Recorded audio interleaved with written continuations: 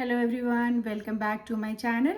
Today we'll be making methi paratha, that is fenugreek leaves paratha.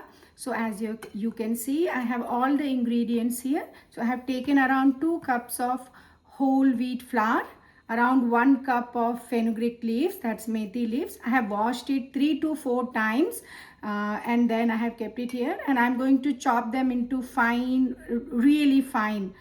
Because these I have taken them with stems as well. Now to add in the dough, I have some oil. I'll use 2 tablespoons of oil, some carom seeds, turmeric powder and salt to taste. So I'll be adding all this in the dough, mixing it into a nice soft dough, and then we will start making the paratha. So let me go and chop the methi leaves first, and then we'll start preparing the dough. As you can see, I have chopped these methi leaves into small fine pieces. It will be easier to mix in the dough. You can use food processor as well, whatever is convenient for you. Now we will be adding all the ingredients in the dough, and then we'll start mixing the dough. I am adding 2 tablespoons of oil in the dough first, along with salt, carom seed and turmeric. And now we'll give it a mix. Everything should come together. Especially the oil should mix well in the dough. That will keep the parathas moist and soft. Now I'll start adding the methi leaves.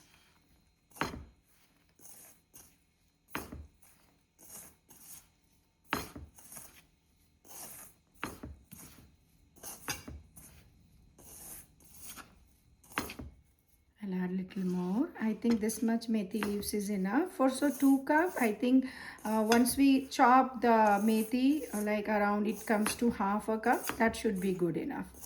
Now I'll start adding water slowly. We want like a chapati kind of dough consistency. So I'll mix it really well. As you can see, I have been kneading this dough for at least 2 minutes now. The more you knead, the better your parathas will be. So now I'll cover it and keep it to rest give it a rest for at least 10 minutes. But before that, I'll smudge little bit oil all over the dough so that it doesn't, it doesn't become tight. The outer layer does not become tight. So take 2-3 drops of oil in your hand nicely and coat the dough with the oil. You can see the consistency. I'll show you the consistency of the dough. Should be this soft. It should not be very tight and not very loose either. This consistency is good for making methi paratha. So now let's cover this and keep it for rest for 10 minutes.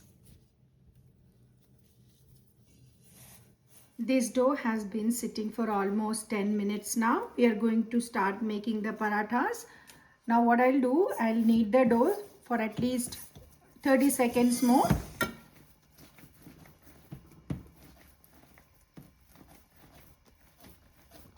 So I kneaded the dough for 30 seconds to 1 minute. Now I'll start making the balls. It should be lemon-sized balls.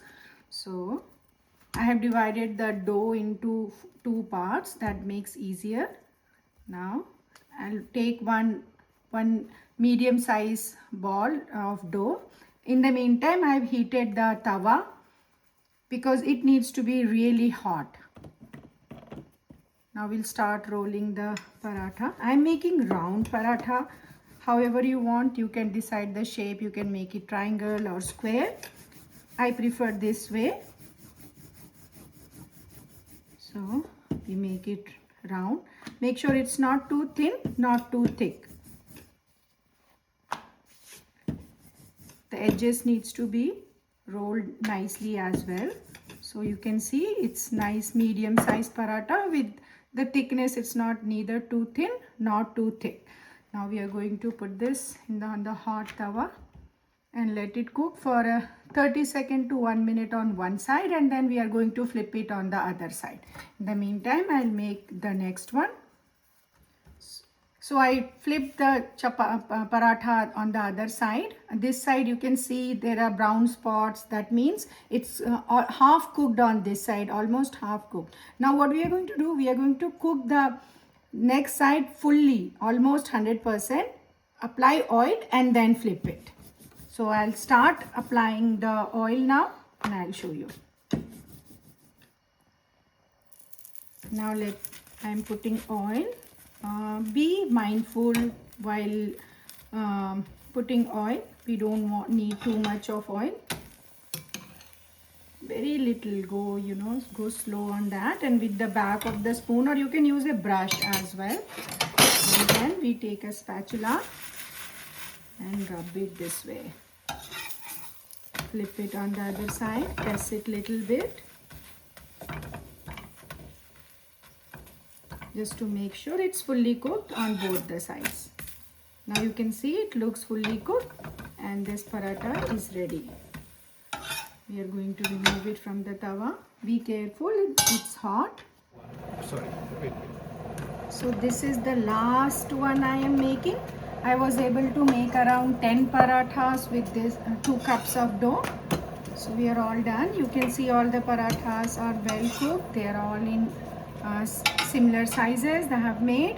Now I'm going to have them for my lunch. So let's plate it nourish and yum way. So I'm going to have this for my lunch. I'm eating it with cabbage, carrot and peas as dry sabzi and paratha. You can have it with pickle or curd or anything, whatever you prefer. So let's go have it for lunch.